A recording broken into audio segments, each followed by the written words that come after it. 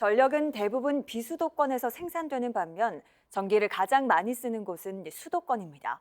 하지만 전기요금은 모든 지역이 같은데요.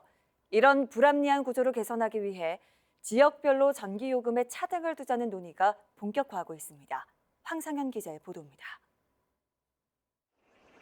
2020년 기준 경북은 8만 6천 기가와트의 전력을 생산해 4만 1천 기가와트를 소비했습니다.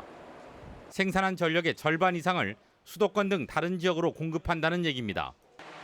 발전소 건설에 따른 위험과 환경오염 등 주민 불편은 크지만 전기요금은 전국 어디서나 똑같이 내고 있습니다.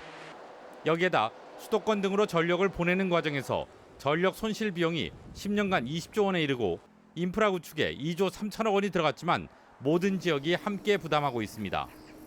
이런 불합리한 구조를 개선하기 위한 지역별 차등 전기요금제 도입 논의가 본격화하고 있습니다.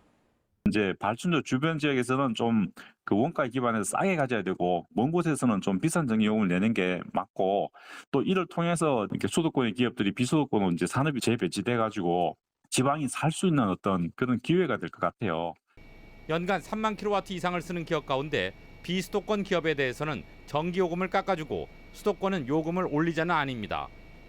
국내 전력 소비의 절반 이상이 산업용이고 그 가운데 3만 킬로와트 이상 소비 업체의 20% 이상이 수도권에 있습니다.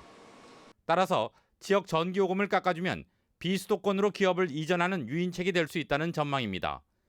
이를 위해 전기사업법과 발전소 주변 지역 지원에 관한 법을 개정해야 하는데 국회 토론회 등을 통해 의견을 모아갈 계획입니다. 지역별 차등 전기요금제는 비수도권 지역에서 설득력이 큰 제안으로 판단되는 만큼 국회에서 여야는 물론 수도권 등 다른 지역 의원들과 충분히 논의해서 공감대를 형성하는 게 중요할 것으로 보입니다. 관련 법 개정을 위한 국회 차원의 논의를 시작할 계획입니다. 구체적인 차등요금 기준 마련 등을 위한 연구 용역에 들어갔지만 수도권의 전기요금 인상이라는 민감한 사안인 만큼 정치권에서 의견을 모아내는 과정이 순탄치는 않을 것으로 보입니다. TBC 황상현입니다.